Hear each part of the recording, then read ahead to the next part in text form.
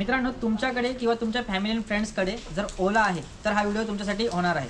मित्रांनो, मी प्रकाश वाडी तुम्हा सर्वांचं आणखी एका इन्फॉर्मेटिव्ह ब्लॉगमध्ये स्वागत करतोय. इन्फॉर्मेटिव्ह यासाठी सांगतोय की ओलामध्ये काही ना काही प्रॉब्लेम होतात, त्याची सर्व्हिसिंग ॲक्च्युअल नाही आहे, त्याच्यामुळं तुम्हाला बरेचसे प्रॉब्लेम याच्यामध्ये दिसतील. तर माझ्या या ओलामध्ये आता सध्या स्टँड खराब झालेला आहे, तर तो स्टँड चेंज करायचा आहे. तर मी ऑनलाईन स्टँड मागवलेला आहे. तुम्हीही जर तुमच्या ओलाचा जर स्टँड वगैरे चेंज करायचं असेल तर तुम्ही घरीच कशा प्रकारे करू शकता, ह्या व्हिडिओ जर तुम्ही पूर्णपणे बघितलात तर तुम्हाला आयडिया येऊन जाईल. तर चला या ब्लॉगला सुरुवात करूया.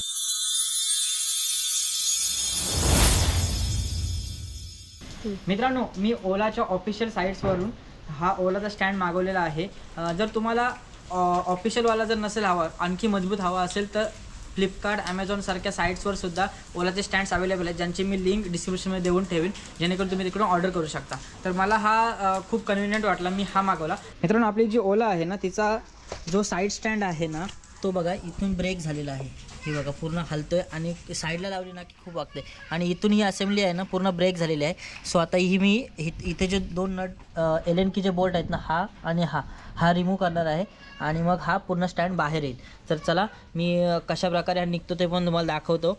तर हा आपला ओरिजिनल स्टँड आपण ऑर्डर केला आहे आणि सेम टू सेम, जेणेकरून कसं आहे थोडासा लुक चेंज होणार नाही, त्याच्यामुळे मी हा मागवला. हा एवढा मजबूत नाही आहे जेवढा मेटलचा असतो, परंतु मला हा आवडला आहे. सो एकदा मागून म्हटलं एकदा टेस्ट करून बघूया. ह्याच्यामध्ये पण आता काही इश्यू झाला नेक्स्ट टाईम तर मग मी जो आपला नॉर्मलवाले जे ॲमेझॉन आणि फ्लिपकार्टला अवेलेबल आहेत मेटलचे, ते मी मागवणार. मित्रांनो, इथं जे दोन एल की बोल्ट आहेत ना, ते मी खोलून घेतो फटाफट आणि नंतर तुम्हाला दाखवतो. मित्रांनो, हा बघा आपल्या स्टँडचे दोन तुकडे झाले होते, इथून ब्रेक झाला होता, मी त्या दिवशी नोटीस केला.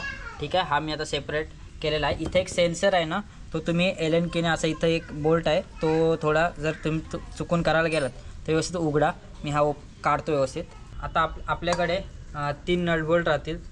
सो काय करा, तुमच्याकडे WD-40 असेल ना, तो त्याच्यावर मारून घ्या, जेणेकरून रस्ट वगैरे का असेल ना तो काढून घ्या. ठीक आहे, आणि खालील पण थोडं मारलं WD तर बरं होईल. ठीक आहे, पहिला आपण काय करू, हा सेन्सर आहे ना तो लावून घेऊ. सेन्सरला तुम्ही जसा काढलात ना तसा सेम पोझिशनला लावून घ्या.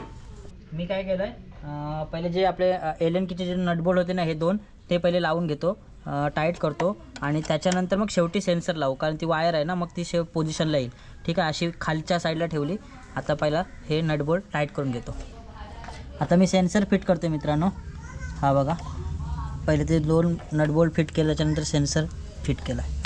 मित्रांनो, हार्डली 15 ते 20 मिनटामध्ये आपला स्टँड रेडी झाला आहे. आणि आज बघा अगोदर आहे ना, बघा हे बघा इकडे आहे ना, तो स्टँड हे करून इथं हे झाला होता, ब्रेक केलं त्यांनी.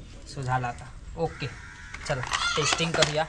हा बघा, हा आपला तुटलेला स्टँड हा पण ठेवतो. याच्यातला काय जर चुकून नटबोल्ट कधी काय याच्यातला पडला तर हा एक हे आहे, सेन्सर आहे आणि रबर वगैरे आहे, हे दोन चार गोष्टी ठेवतो इमर्जन्सीला. हा एक होईल जर हा कधी चुकून डायरेक्ट इथून तुटला तर. मित्रांनो, स्टँड लावून झाला आहे. आता मेन काम आहे तो म्हणजे टेस्टिंगचा. ओके, आधी माझी बाईक खूप वाकायची. ओके, चलो डन. हे बघा, हां आता प्रॉपर. ओके मित्रांनो, अशा प्रकारे सक्सेसफुली आपला साईड स्टँड रिप्लेस करून झालेला आहे. हा व्हिडिओ जर तुम्हाला आवडला असेल तर नक्की लाईक करा. भेटू अशा प्रकारच्या आणखी व्हिडिओजमध्ये. तेव्हापर्यंत स्टे सेफ, स्टे हॅप्पी.